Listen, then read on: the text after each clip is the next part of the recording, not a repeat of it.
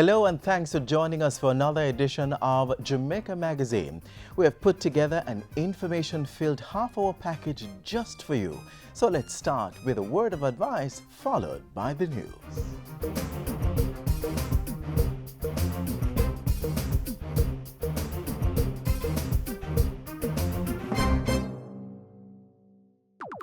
All the people them with a Zika, hold up your hand.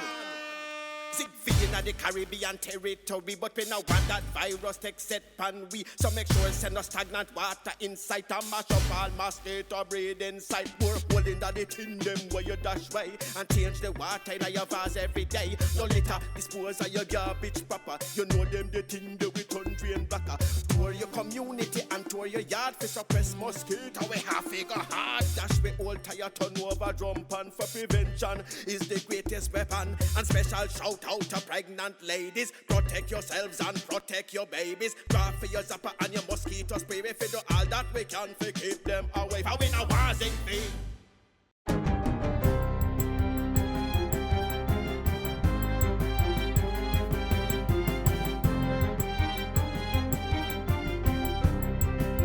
Good day, I'm Theodore Henry and this is your JIS News for Monday, December 19.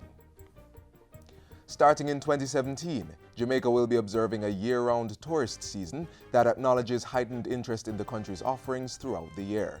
Portfolio Minister Edmund Bartlett made the announcement last week at a function to mark the start of the 2016-2017 winter tourist season, the last one that will be observed locally.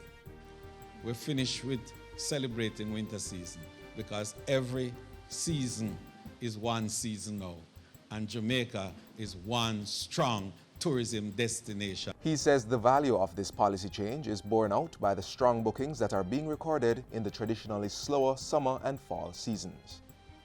What we are doing by growing the industry, getting to 4 million next year, we are evening out the flow of visitors throughout the year. So that the winter now is big, the summer is big, and the fall months, and I must tell you that we have been showing growth in every single month of so-called fall months. He says this winter season, meanwhile, promises to be an exciting one, with over 4,000 new seats coming from the United States alone and more than 1,000 new hotel rooms to be added to the accommodations subsector. In the meantime, Cabinet has approved the drafting of the Tourism Workers' Pension Act to facilitate the creation of a much-needed pension fund for all tourism workers. Minister Edmund Bartlett says the legislation should be brought to Parliament within the next 3 months. So I am giving you a commitment that by September of 2017, the formal arrangement and the first beneficiaries of this act will come into being. The fund will be treated like a typical pension scheme where contributions are tax-free. Cabinet, meanwhile, has also given approval to amend the Tourism Enhancement Fund (TEF) Act to allow for the disbursement of $1 billion, which will be used to seed the pension scheme. It will cover red cap porters, craft vendors, ground transportation operators, hotel workers, and others in the sector.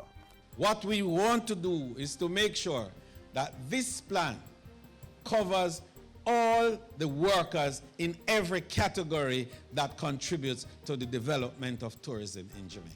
New Mayor of Kingston, Senator Councillor Delroy Williams, has pledged to build a spirit of partnership and cooperation to benefit the people of Kingston and St. Andrew. The dreams, hopes, and aspirations of the people of Kingston and St. Andrew demand that we manage the city in a spirit of unity and cooperation. He has also committed to working more closely with key stakeholders such as the Ministry of Transport and Mining, the Jamaica Constabulary Force, and vendors. We must have better synergies and linkages to facilitate economic growth. We must not be obstructive to growth and development, but this must take place in a context of order and respect for the law. Senator Williams was installed last Thursday as Mayor and Chairman of the Kingston and St. Andrew Corporation, KSAC. The new mayor, who is the councillor for the Seavright Gardens Division in West Central St. Andrew, is among 40 councillors who took the oath of affirmation following the recent local government election.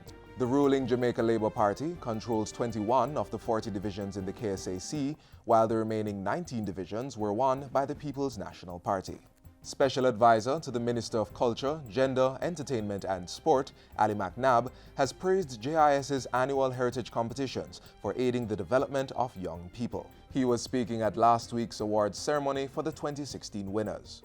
This JIS initiative is to be applauded, as it allows for a different kind of creativity, expanding the thinking and expression of youth in writing, designing, and photography. 9-year-old Makoto Lily from Mount St. Joseph Prep is this year's Heritage Essay Competition winner. Patrick Howell of Arden Prep and Extension High School took top honors in the poster competition. The winner of the inaugural photo competition was Lamar Salmon from the Montego University College. And finally, the National Parenting Support Commission, NPSC, is encouraging parents who have become victims of harmful or violent behavior from their partners to seek professional assistance. The call follows an increase in reports of domestic and gender-based violence across the island. Pointing to the serious negative impact violence has on the children who witness these acts, the NPSC says parents should seek guidance and protection under the Domestic Violence Act. The Commission is also urging parents to report cases of abuse of children by a spouse or other adults. And that's it for JIS News Today. I'm Theodore Henry. Thanks for watching.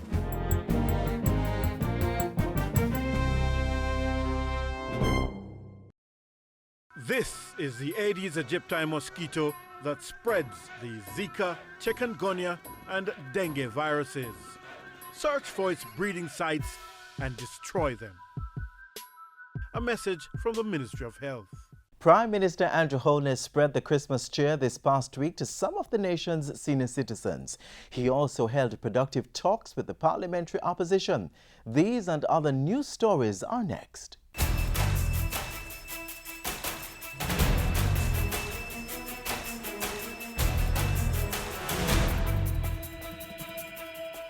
Prime Minister holds productive talks with the opposition, treats seniors, and thanks staff for hard work over the past year. You're watching Jamaica House Weekly. I'm Lorraine Mendez. At the top of the week, Prime Minister Andrew Holness held constructive talks with the Parliamentary Opposition. Out of those talks, Mr. Holness directed the National Works Agency to share its template of priorities with all members of Parliament to get them fully updated on the agency's all-island mitigation program. The Prime Minister also explained that the second phase of the $548 million island-wide mitigation program will focus exclusively on drain cleaning, and he acknowledged the opposition as a key partner in the country's governance structure. Word came Friday that Dr. Donald Farquharson had been appointed Managing Director of the Factories Corporation of Jamaica, FCJ. His appointment took effect on December 1. In announcing the appointment, FCJ Chairman Littleton Shirley said he was confident that Dr. Farquharson had the expertise and management capabilities to resolve the issues raised recently in the public domain. Mr. Shirley added that the FCJ's Board of Directors was committed to fulfilling the mandate issued by Prime Minister Andrew Holness of realigning the corporation's functions. Targets include improving management control, expansion of commercial and industrial space, and increasing the return on asset and profitability of the FCJ. Prime Minister Andrew Holness says his administration continues to work to ensure that Jamaica's foreign policy supports its economic policy. Mr. Holness is part of the island's foreign policies to find investment opportunities around the world. He was speaking at Tuesday's send-off reception for newly appointed Jamaican High Commissioner to the United Kingdom, George Ramakan.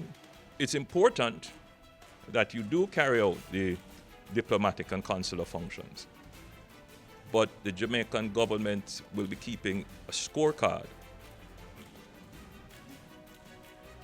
on how well you are able to bring business and opportunities to Jamaica. That's an important part of your task. While expressing confidence in High Commissioner Ramakan's abilities, the Prime Minister also instructed him to activate the para-diplomatic influence of the diaspora. In your engagement with the diaspora, it's not just to reminisce about Jamaica or be critical of the problems of Jamaica, but to find those persons in the diaspora that have influence and access to the halls of power in the countries that they have adopted, to use that for Jamaica's benefit. Prime Minister Holness was in the giving mood Wednesday as he hosted a Christmas treat for senior citizens from several homes. And Mr. Holness thanked the staff of the Office of the Prime Minister and the Ministry of Economic Growth and Job Creation for their hard work at a staff appreciation function. He was clear that they will be expected to work even harder in the upcoming year, but urged them to make the most of the festive season. We can't allow the difficult economic circumstances to take away from the good that exists within us. And so I want us tonight and for the rest of the season to enjoy the season, to enjoy the true meaning of the season, which is our family, looking out for the poor and vulnerable, and remembering Jesus Christ, our Savior. And Prime Minister Holness held talks with a number of visitors to Jamaica House this past week. On Tuesday, he welcomed a delegation from Marubeni, operators of the Jamaica Public Service Company. And on Wednesday, Mr. Holness pledged to work closer with the European Union on areas of mutual interest. The Prime Minister gave that commitment when he met with head of the European delegation in Jamaica. And that's it for Jamaica House Weekly. Be sure to join us next time for more of the news coming out of the Office of the Prime Minister.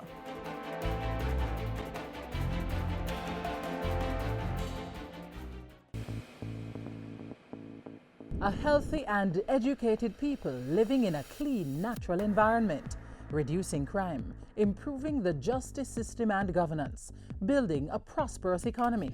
It's not just a vision, it's reality. Learn about the plan. Join the vision. My country, Jamaica, has a rich heritage and is very unique. If we all pull together, we can make it the place of choice to live, work, raise family, and to do business. For more information on Vision 2030, call the Planning Institute of Jamaica or visit vision2030.gov.jm, your parish library, school library, or the Jamaica Information Service.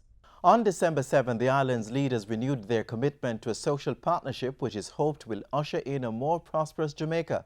The 4-year agreement saw government, trade unions, the private sector and civil society signing on to work together to achieve 5 critical goals. Take a look. Today, you have come to sign a successor agreement, and I'm confident that this is a clear and very welcome sign of mission advanced, mission renewed, and confidence in mission to be accomplished.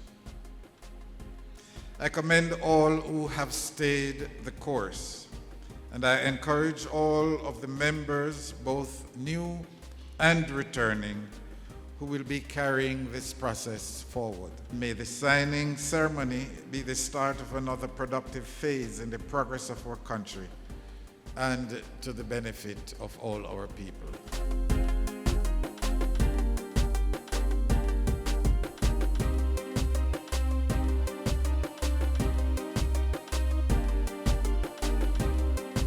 "20 years ago, Jamaica faced a crisis of instability. We were financing ourselves out of funds that we did not have. At that time, in 1996, Prime Minister P.J. Patterson personally presided over the development of a national industrial policy. It was sequentially phased, with the first phase focused on establishing the conditions for a social partnership organized around the goal of growth and development with stability. And it stated what that social partnership should look like. A consultative system will be put in place to allow systematic and regular interaction between the government, business, labor, and NGOs. From the outset, we had determined that what our country needed was a quadripartite system. That social partnership was never established.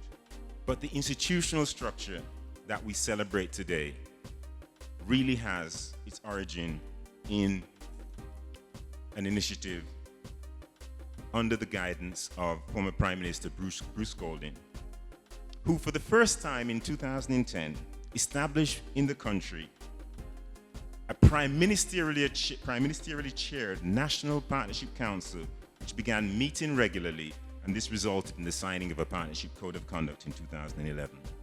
As we all now know, in 2013, under the leadership of Prime Minister Simpson Miller, Jamaica's first ever social partnership, the Partnership for Jamaica Agreement, was signed right here at King's House. Jamaica is in a better place today as a result of the cooperation that has been occurring among our social partners. This is what makes today's signing of the Partnership for a Prosperous Jamaica under the leadership of Prime Minister Holness such a noteworthy event. This agreement marks continuity in social partnership activities in a formal way across 3 successive Jamaican political administrations. It focuses on growth-inducing opportunities associated with effectively responding to the continued Jamaican crises of high debt, low growth, and a notable lack of adherence to the rule of law across a variety of dimensions. It emphasizes the transformation of the public sector to one that is primarily focused on enhancing Jamaica's growth in a sustainable and inclusive manner.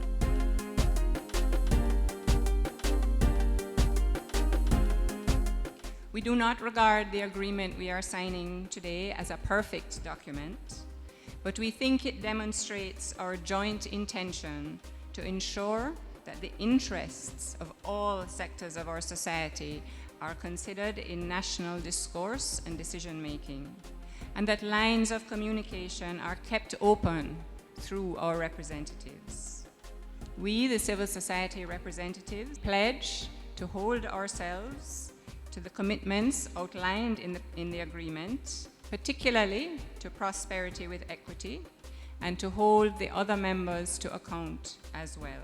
As a trade union, we are not solely concerned with matters of bread and butter, wages and salaries. We are concerned about the total human being, because the human being spends the majority of their waking hours in the workplace. And as such, we have to ensure that their entire lives are looked after when we represent them, not only at the negotiating table, but in the constructs such as the social partnership. We pledge and affirm our commitment to partnership, and we will do all that is in our power to ensure that this partnership is a success. The private sector stands ready to play our part and to act so that we can all achieve our objectives. Because the only way that we can all truly achieve our vision is if we are all winners. Growth and development has to be inclusive. Everyone in society has to feel the wind of change. And if this is what this partnership is to do, then it will be definitely a success. I am not going to deny that I need to have social partnerships to ensure that all the stakeholders are at the table, so that people who feel that they are going to lose in change can work out how they can gain in change. And that's the basis of the partnership, for all the stakeholders to figure out how to move from a win-lose to a win-win, so that we all can have the benefit of these ambitious goals that we all agree are necessary. So the partnership is not just signing a piece of paper. For me, it is a very important mechanism to manage change, resolve conflict. And I'm saying this not from my script, but from my heart, to the people who are going to work on the partnership, the people who have sacrificed their time and continue to do so. I am most grateful, and I pledge to work honestly and sincerely with you to achieve the shared vision, the shared goal of making our country a prosperous nation for all.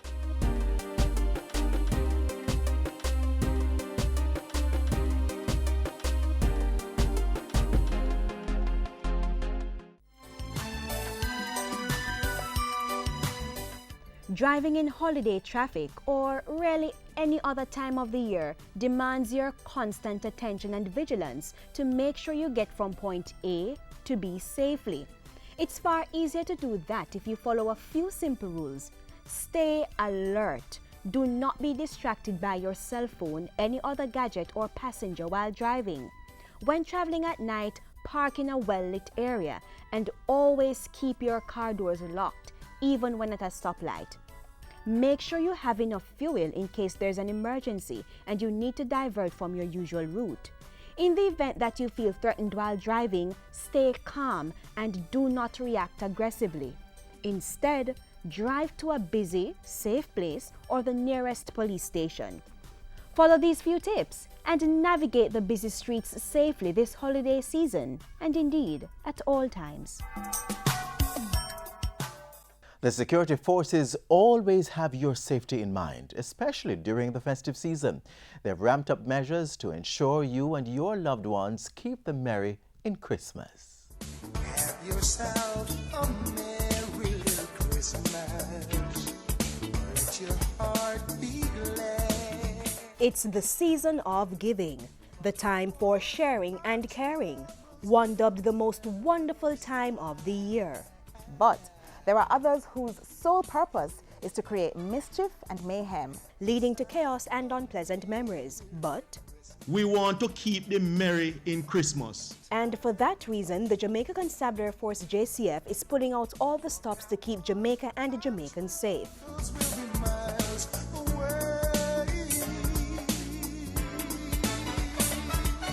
For this Yuletide season, the police have increased their law enforcement and surveillance activities, deploying an additional 700 police officers across the island.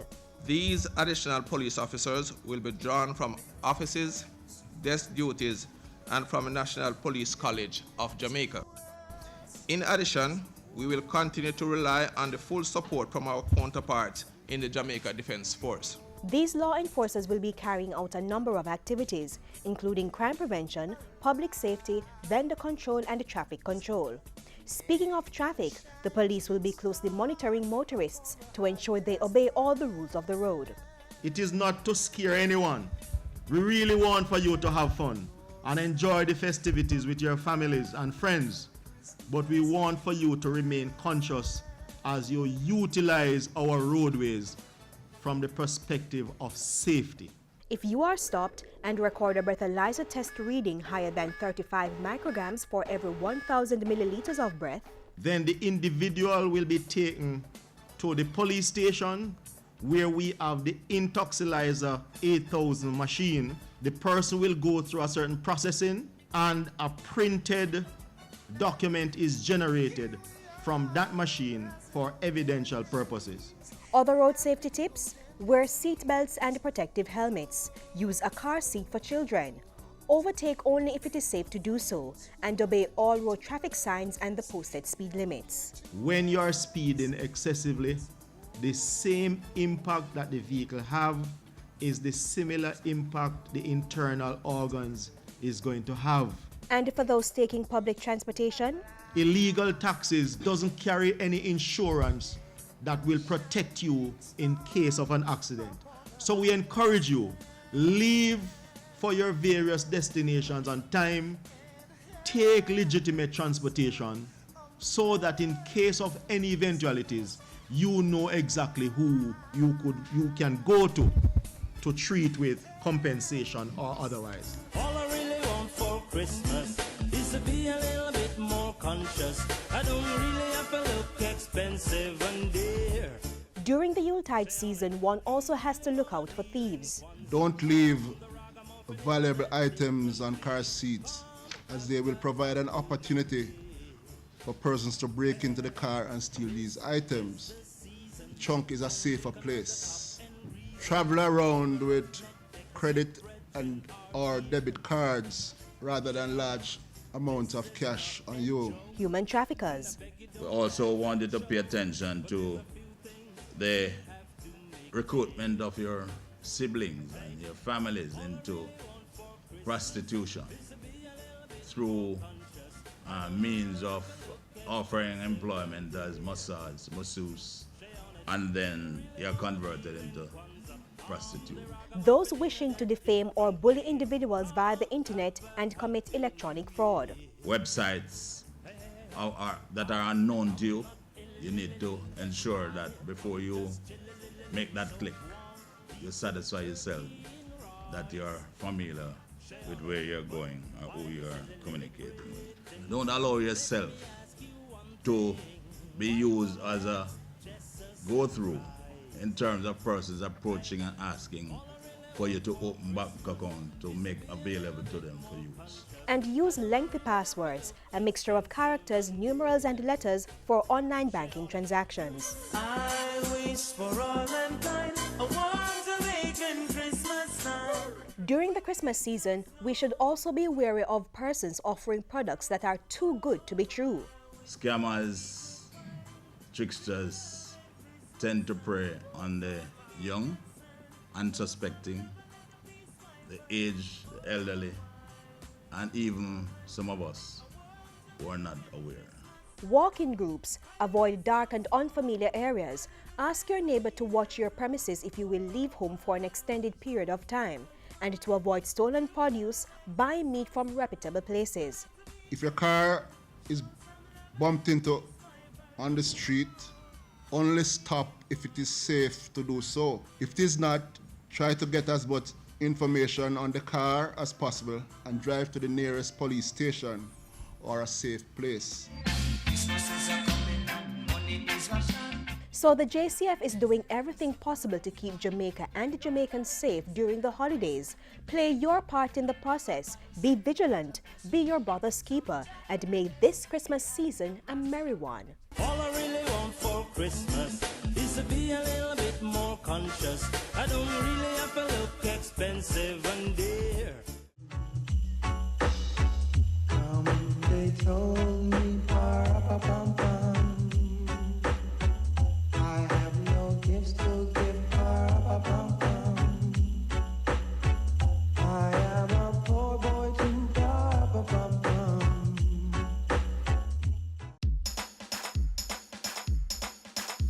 We want a productive Jamaica. We are not productive Jamaicans. Productivity to move forward on this land. Productivity, that's the way to go, we should understand. Productivity is the way to go for all us Jamaicans. Small business, big business, old and young, we are tell every woman and man. We want growth and prosperity for a better nation with a building plan. So we can build our product and sell our product and put more money in our hand. Our economy can rise to a level and build a better nation. Productivity to move forward on this land. Productivity, that's the way to go, we should understand. Productivity to move forward on this land. Productivity, that's the way to go, we should understand. Productivity. Productivity, Pathway to Prosperity. A message brought to you by the Jamaica Productivity Center, a department of the Ministry of Labour and Social Security.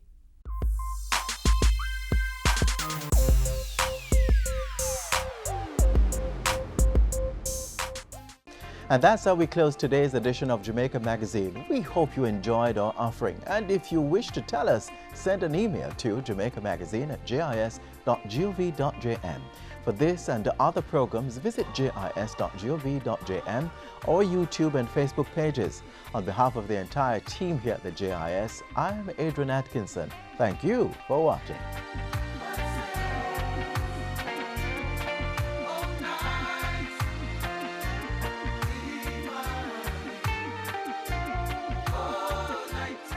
This has been a production of the Jamaica Information Service, the voice of Jamaica.